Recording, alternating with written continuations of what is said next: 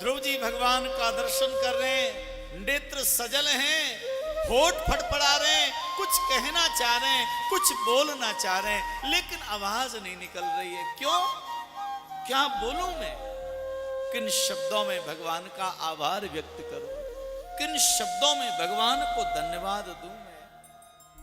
कभी कभी ऐसा होता है महाराज कि हम उसके अधिकारी नहीं होते और फिर भी वो कृपा जब महाराज भगवान की हमको प्राप्त हो जाती है ना, तो मन इतना आह्लादित आनंदित हो जाता है कि मैं इस लायक नहीं था, लेकिन धन्य है मेरे गोविंद जो इतनी बड़ी कृपा उस परमात्मा ने हमारे ऊपर कर दी, मेरे ऊपर कर दी, हमारे परिवार के ऊपर कर दी। मन बड़ा गदगद हो जाता है महाराज। क्या कहूं मैं? शब्द ही नहीं है मेरे पास में। निशब्द हो जाता है भक्त भगवान की कृपा पाने के बाद।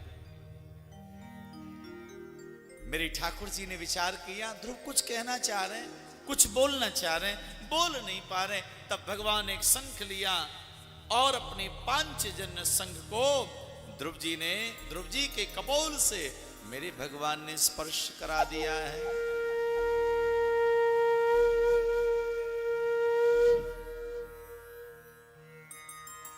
सतं विवीक्ष्य मतं तदं हरिर्ज्ञात् सर्वस्य च हृदवस्थिता कृत्याञ्जलिं ब्रह्ममयेन कम्बुना स्पर्शवालं कृपया कपोले।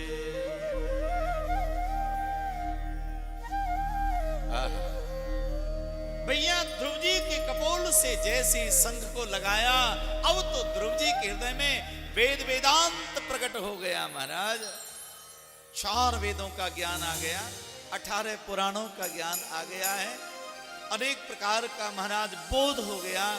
ध्रुव जी बहुत बड़े ज्ञानी हो गए, अब तो परम आनंद हो गया। फिर ध्रुव जी महाराज ने अब 11 मंत्रों में भगवान की स्तुति की। भैया ध्रुव जी कहते हैं, योन्तः प्रवस्य मम वाच मिमां प्रक्षुप्तां संजीवयति खलि शक्तिधर सुधामना अन्यस्तहस्त चरण श्रवण त्वगादीन प्राणान नमो भगवते पुरुषाय तुभ्यं। ध्रुव जी कहते हैं, महाराज अब तक मेरी वाणी सोई हुई थी और आपने कृपा करके मेरी सोई हुई वाणी को जगा दिया है। भगवान बोले, भैया तुम चाहते क्या हो? तो ध्रुव जी ने पता है क्या मांगा? भक्तिर्मुहु प्रवयतां त्वयि में प्रसन्नो भूयादनंत महता मलया शयाना। ध्रुव जी ने कहा कि मुझे भक्ति का वरदान दे दो, भक्ति मिल जाए। और आपसे भी यही निवेदन करेंगे भैया, अगर भगवान के मंदिर में जाएं, अगर कुछ मांगने का मौका मिले ना, तो इस बार आप भगवान से भक्ति मांगना। क्या मांगना चाहिए? जहां श्री राधा जो संग में रमण करो प्यारे, जहाँ श्री राधा जो संग में रमण करो प्यारे, जहाँ श्री राधा जो संग रमण करो प्यारे, वो जमुना जी का किनारा, वो कुंज है प्यारे,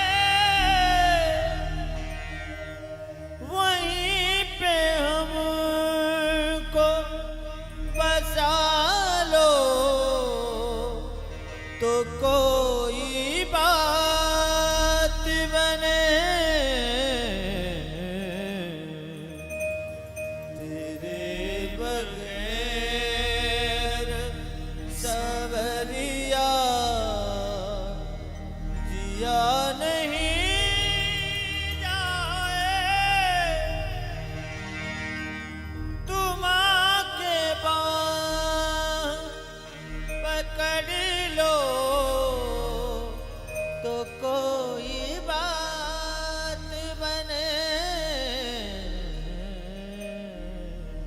भगवान श्रीमान नारायण जी ने आज ध्रुव जी पर बड़ा अनुग्रह किया, कृपा करी और भक्ति का वरदान दिया कि ध्रुव मेरी भक्ति तुझे हमेशा अहर्निश प्राप्त है, तुम भक्ति करते रहोगे।